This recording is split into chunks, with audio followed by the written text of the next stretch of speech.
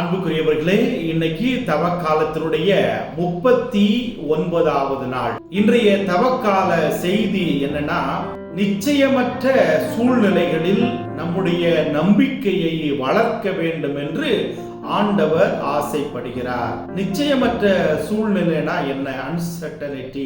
நாளைக்கு என்ன நடக்கும் அப்படின்னு நமக்கு தெரியாது. எதிர்காலத்துல எப்படிப்பட்ட நோய்கள் வரும், எப்படிப்பட்ட இழப்புகள் ஏற்படும், நம்முடைய சூழ்நிலை எந்த மாதிரி எல்லாம் அமையும் சொல்லி யாருக்குமே தெரியாது. அப்போ நாம் கடவுள் மீது அதிகமான நம்பிக்கை வைக்கணும். எனக்கு கஷ்டம் வந்துருமோ, இழப்பு வந்துருமோ, கவலை வந்துருமோ அப்படின்னு சொல்லி நாம கவலையை நோக்கி கவலைப்பட்டு கொண்டு இருந்தோம்னா கண்டிப்பாக நம்முடைய வாழ்க்கை நல்லா அமையாது. நம்முடைய வாழ்க்கையில ஃபியர் அப்படின்னு ஒண்ணு வந்துச்சுன்னா நம்முடைய நம்பிக்கை குறைந்து கொண்டே போகும்.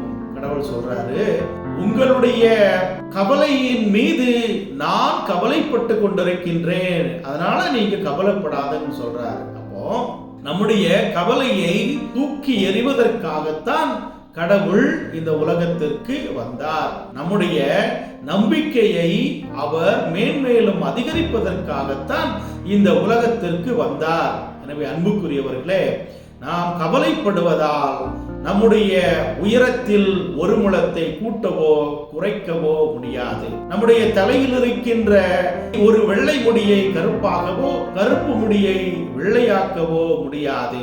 வானத்தில் பறந்து திரிகின்ற பட்சிகளுக்கும் பறவைகளுக்கும் ஆண்டவர் அனுதினமும் உணவு வழங்குவது போல அவர் நமக்கென்று உணவு வழங்கி கொண்டிருக்கின்றார். எனவே அன்புக்குரியவர்களே, நாம் ஒருபொழுதும் நம்பிக்கையில் குறைந்து போகாதபடிக்கு, நிச்சயமற்ற சூழ்நிலைகளை நினைத்து கலங்காதபடிக்கு இருக்க ஆண்டவர் இன்னைக்கு நமக்கு அழைப்பு விடுக்கிறார். எனவே இன்றைய நாளில நம்முடைய எதிர்காலத்தை கடவுளிடம் ஒப்புக் கொடுப்போம். எப்படிப்பட்ட சூழ்நிலை வந்தாலும் ஆண்டவர் என்னை ஒருபொழுதுமே கைவிட்டு விடமாட்டார் என்ற நம்பிக்கை மட்டும்தான் நம்மிடம் இருக்க வேண்டும். அப்படி இருந்துச்சுன்னா அவர் நம்முடைய வாழ்க்கையிலே அற்புதத்தை செய்வார், ஆசீர்வாதத்தை தருவார் என்ற நம்பிக்கையிலே நாம் இன்றைக்கு தொடர்ந்து ஜெபிப்போம். இறைவன் உங்களையும் உங்கள் குடும்பங்களையும் நிறைவாக ஆசீர்வதிப்பாராக. God bless you.